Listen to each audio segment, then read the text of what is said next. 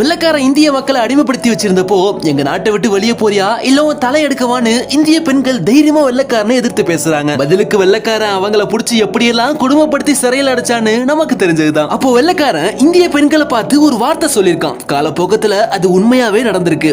புரியல. இந்திய பெண்கள் சுதந்திரத்துக்காக போராடின தைரியத்தை பார்த்து இந்தியால மட்டும் பெண்கள் ஆட்சியாளர்கள்லாம் வந்தாங்கன்னா மிகப்பெரிய புரட்சி ஏற்படும் சொல்றான் வெள்ளக்காரன். அதே மாதிரி நடந்தது என்ன தெரியுமா? இன்னைக்கு மேற்கு வங்கத்துடைய முதலமைச்சர் மம்தா பானர்ஜி. இந்தியால அவங்க பெயர் சொன்னாலே பெண் சிங்கம்னு சொல்றாங்க. தமிழ்நாட்டுல 6 முறை முதலமைச்சராகி 2014 இந்தியாவுடைய மிகப்பெரிய 3வது கட்சி அதிமுக அப்படிங்கிற பெயரையும் வாங்கி எதிர்கட்சியவே மரல விட்டவங்க தான் செல்வி ஜெயலலிதா. இறுதியா 1966 இந்தியாவுடைய பிரதமரா பதவியேற்று 1971 இப்போ முடிஞ்ச இந்தியாவை தொட்டு பாடுறான்னு அமெரிக்காவுக்கு சவால் விட்டு பாகிஸ்தான கதிகலங்க விட்டு பங்களாதேஷ் நாட்டுக்கு சுதந்திரமும் வாங்கி கொடுத்தவர் தான் இரும்பு பெண்மணின்னு சொல்லப்படுற இந்திரா காந்தி.